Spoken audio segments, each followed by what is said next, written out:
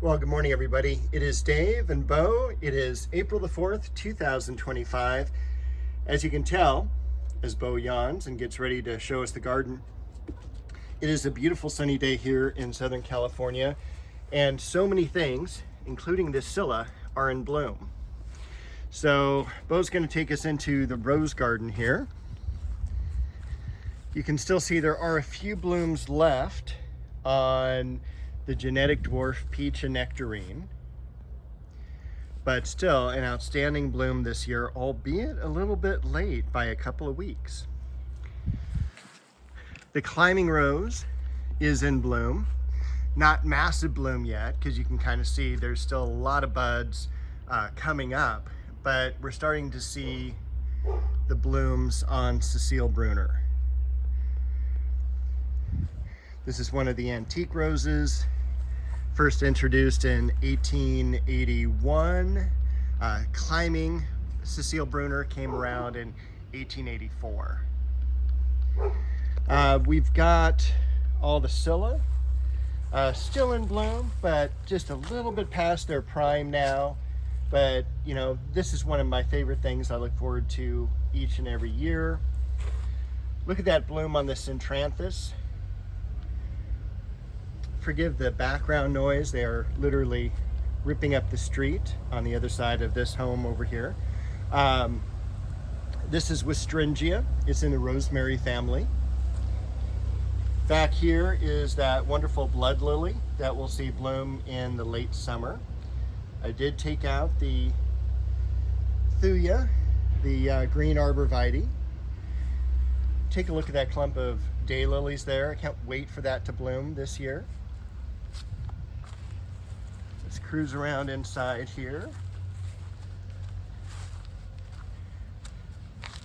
The hemlock.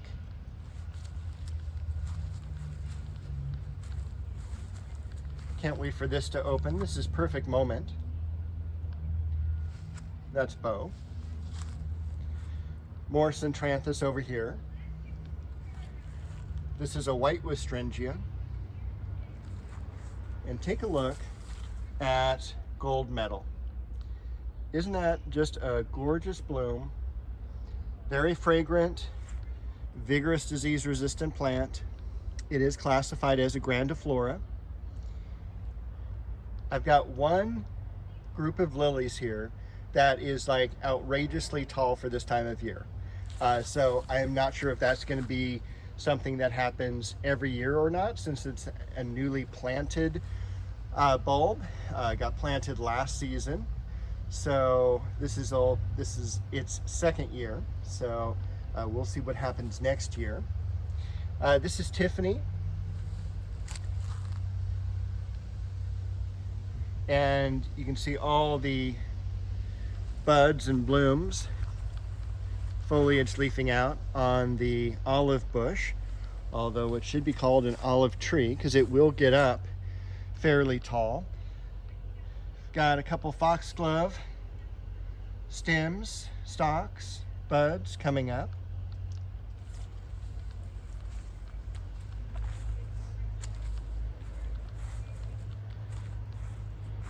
Plum tree, multi-grafted, beautiful.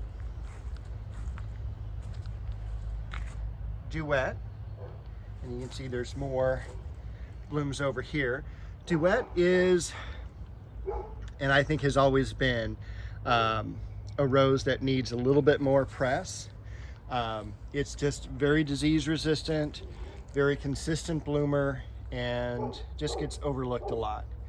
Queen Elizabeth, Lynn Anderson, got some blossoms on the cherry tree. It is April 4th. No leaves yet.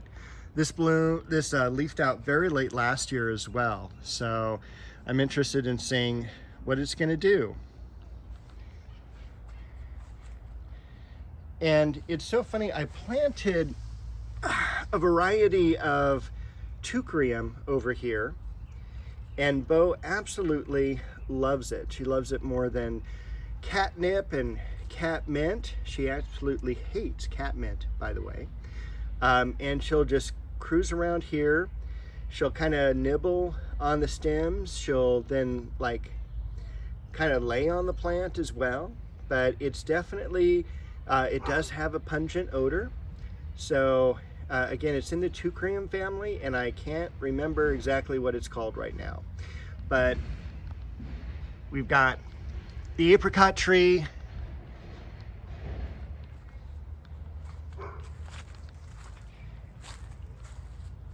We've got a bloom on Alina. We've got, look at that beautiful leafing out of red dragon. And over here we've got, if my shadow would get out of the way, Ingrid Bergman is going to be opening up. Oregano variegated. I am still waiting for the leaves of this flowering apricot to open up.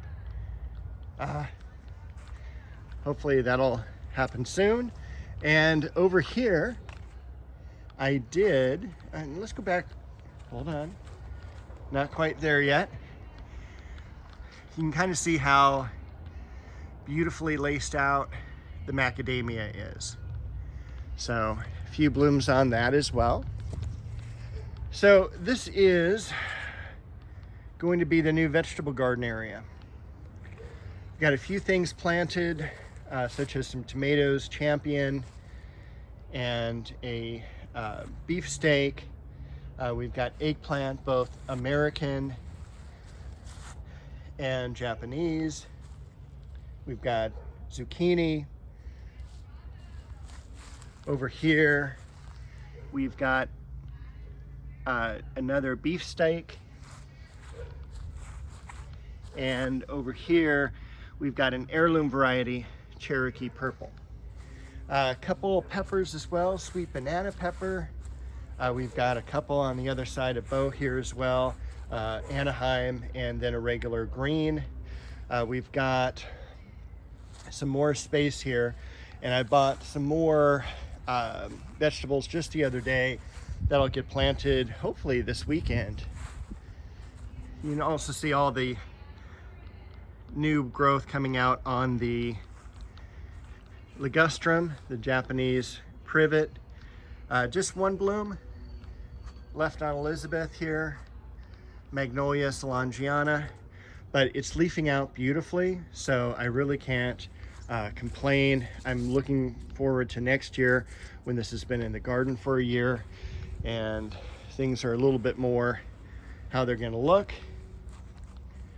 Over here you can see all the leafing out of the waterfall maple. This one had a lot of damage to it and had some dead growth as well up at the very top. I've pruned a lot of that away.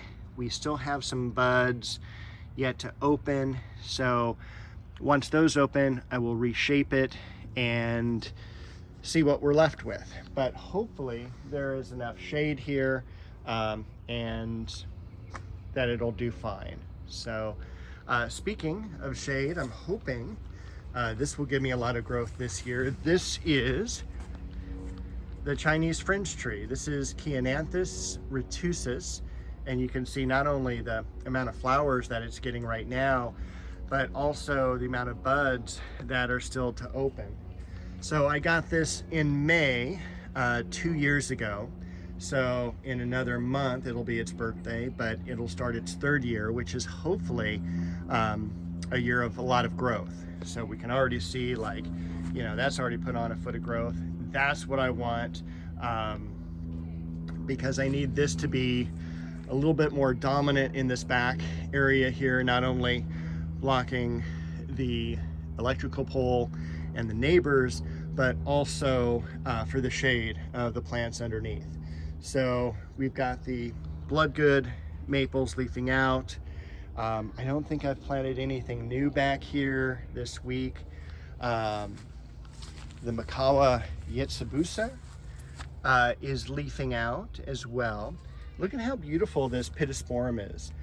This is a pittosporum tenuifolium variegated. Unfortunately, something got back to that plant back there. I think it was either a possum, possibly a cat, climbing up in this corner here. And so it just kind of took out a major branch of that heliotropium. The clivia just about done blooming now, which is sad, but again, probably one of my favorite plants for the yard. More Japanese maple here. This is a Liriope spicata silver dragon. I don't know if I did this last week or not. I put the plumeria here. Another Elizabeth magnolia, but this one also leafed out really nicely. So I'm really happy about this. Again, just kind of providing a little bit more privacy, a little bit more shade to the plants underneath, trying to do a little bit more layering. And I got some yarrow coming up here. Shasta daisies look beautiful. We did have a freak rainstorm last night.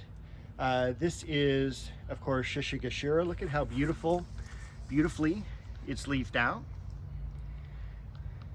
A few blooms left on the columbine. New stake, yes, as I was pruning the ivy, and we can take a step back here from the ivy. I topped it, cut it back right to the fence, but also right when I got just to about here, I noticed that the entire fence was really sagging on this side. So I need to do a 4x4 and all of that. But of course, first I got to prune off all this extra ivy as well. So that'll be one of my upcoming projects. Everything else looking good. I am so happy. This has bloomed a little bit.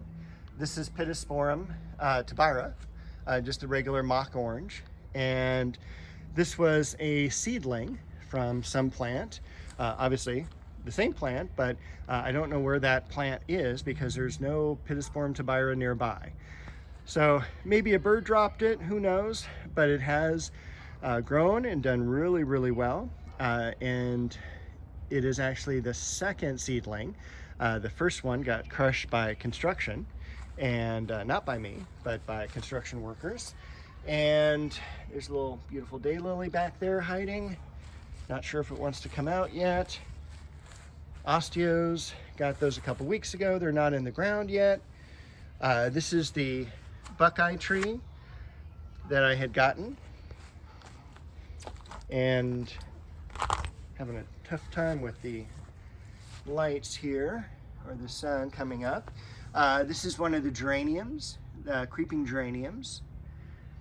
And then over here, I went to San Gabriel Nursery the other day, and I got a white carnation, very fragrant. Got crookneck squash, got a couple more tomatoes to put in the ground. And then this, I actually bought a year ago, and I let it die. And this was Deutzia. Got it from one of the mail order nurseries, and it just never got planted. So when I saw this one at Monrovia Nursery for just a couple dollars more, for like 3-4 times the size, I just picked it up. It will get into the ground, and anyway, I have that.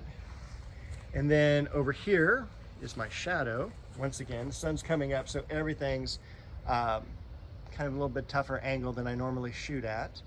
That is Orange Dream. And then the entire crepe myrtle up above has leafed out. So we've got a little bit more shade there as well.